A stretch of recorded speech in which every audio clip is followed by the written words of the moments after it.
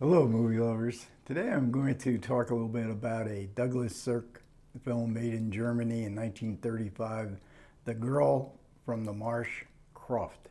And this is part of a double feature, a real surprise release from Kino as they delve back into some early films of film directors that became very famous when they moved to Hollywood.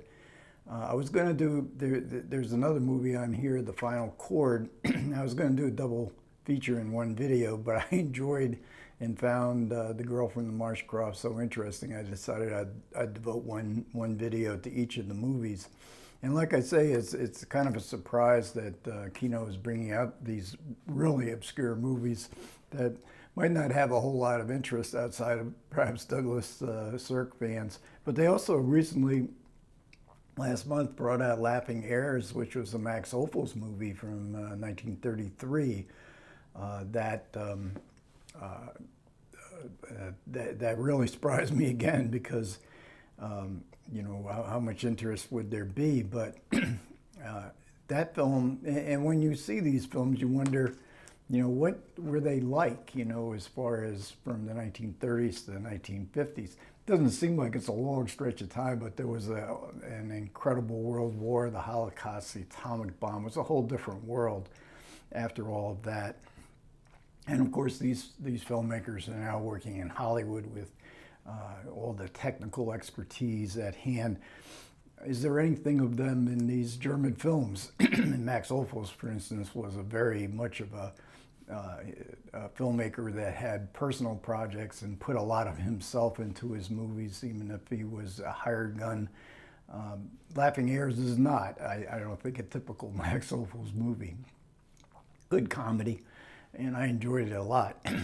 But with The Girl from the Marsh Croft, I think there is indeed a lot of Douglas Sirk that we see in the 1950s evident here. Now, Sirk was not German, but he was working for UFA, which is sort of like the MGM of German filmmaking, film studios.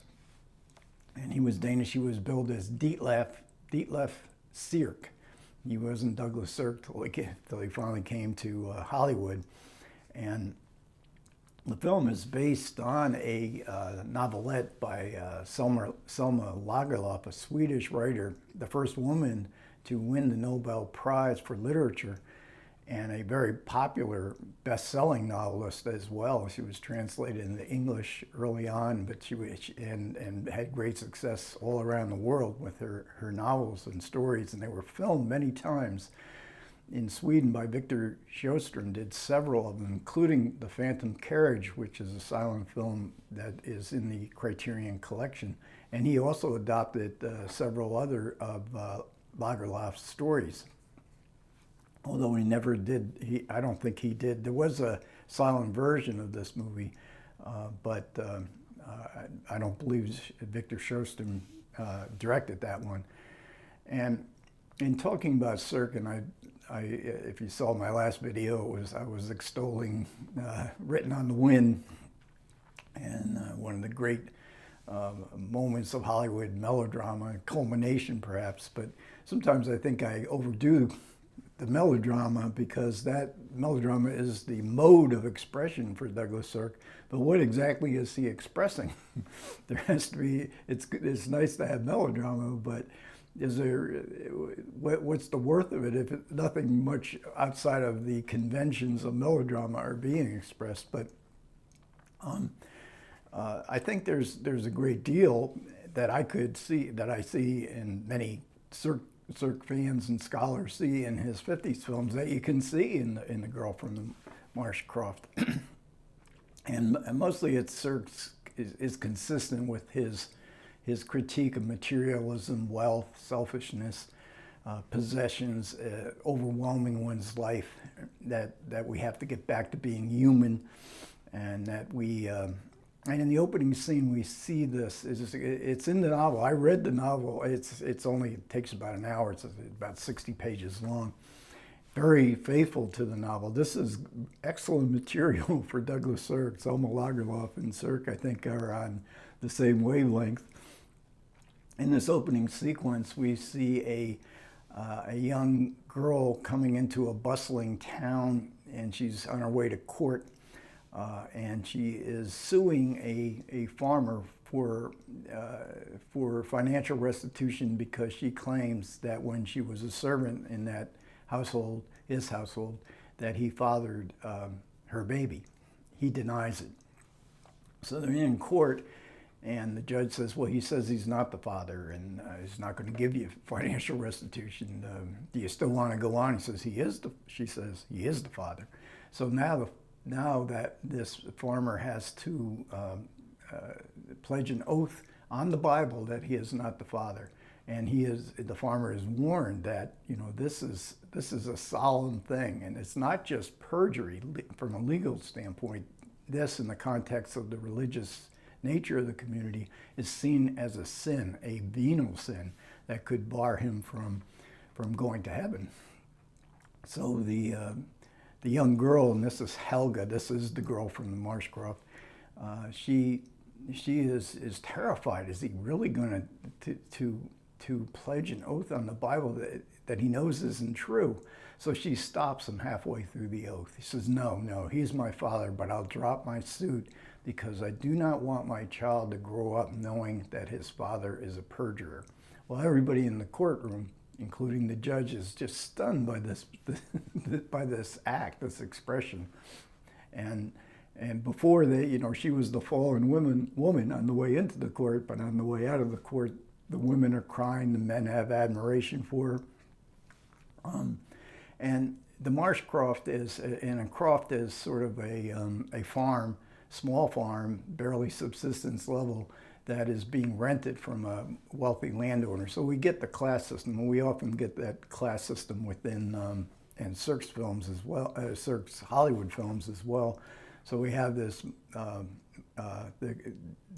CROFT where Helga, the girl, comes from, and then we have what's called a small farm, and this is where Karsten was in the court at the time, and as much as everyone else is much impressed by Helga's actions, so he's from a smaller farm, but it's actually a big farm, and he is engaged to a woman who comes from a large farm, and now this is real wealth, and he's marrying above his class, and he convinces himself he's doing this for love because he loves her and she's beautiful and she's wealthy, and why not? And he's a catch, even though he's in a class below her. He's a catch. He's good looking. His parents are very good people. So we have this class structure, but we also have the natural world, the elevation of the natural world, where we can't lose touch with the natural world, and all that heaven allows. It's the tree. Rock Hudson plays a man who isn't interested in wealth and success and materialism. He's interested in growing trees, the best trees he could grow, and he's very much in touch with nature. And we get a real sense of the natural world in this movie. We see peat being harvested in slabs like bricks, peat being used, we're in northern Germany, peat being used as fuel for heat rather than wood. And we see wheat being harvested. We see the vast wheat fields in the sky above them, and there is a kind of contentment in the mysteries of nature. And then, as always in Sirk, there is a kind of spiritual element to his films, of a kind of vague Christianity. Sometimes it's just a subsidiary character who comes to the other characters to, implant this idea of sacrifice and of a more human existence. And it's a sort of an acknowledgement that there is a power that is beyond us, that we're actually responsible to live a good life. And Helga, the young girl, she is, in being from the lower class and living out in the forest, out in the marshland, she is still in touch with some of the traditional superstitions that Karsten, doesn't believe in, and the wealthier, more educated people don't believe in. But in the context of the film, this too symbolizes a power that that she can draw sustenance from, and really what Sirk is saying in so many of his films is, how do we live our lives? How do you live a good life? This is an interesting question. I've always found it one of the most interesting questions that art can confront. How do we live an authentic life? Is it even possible to live an authentic life? And is it worth trying? Are there rewards to this sense of oneself as a human being beyond the scope of possessions and wealth? And the other thing that Sirk's films abound in is confessions. People are always confessing, or they're holding back things they should be confessing. That's another one. It's bad to hide your true feelings. It's bad to hide things that you might not be that proud of.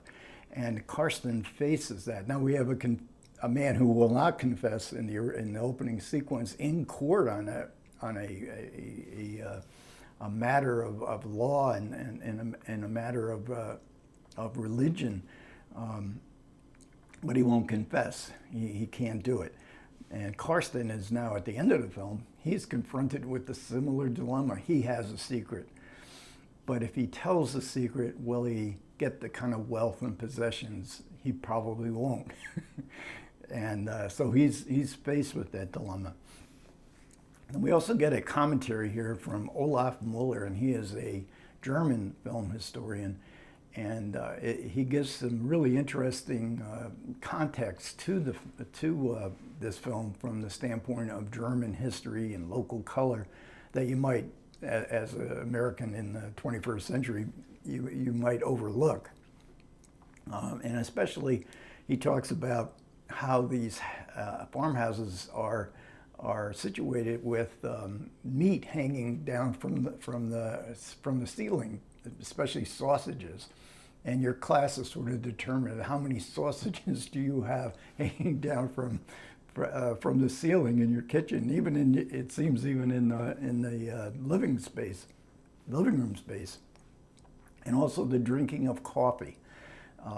It's very much, coffee is nonstop, and Muller at the end of his commentary says, I know I obsessed with all this stuff, but he said, I grew up with this. These are my relatives.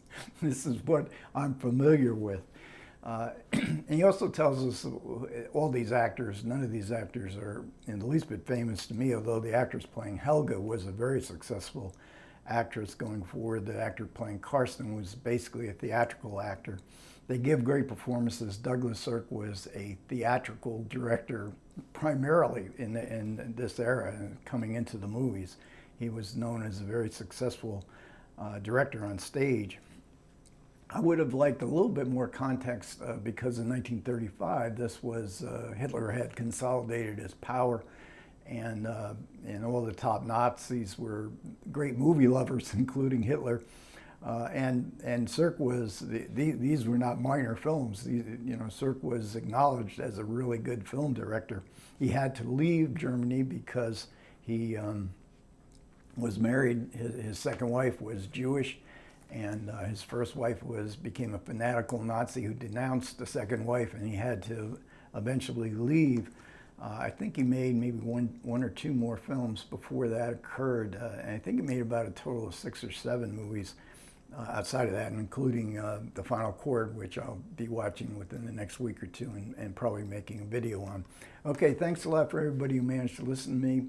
It's much appreciated. Comments are welcome. Take care.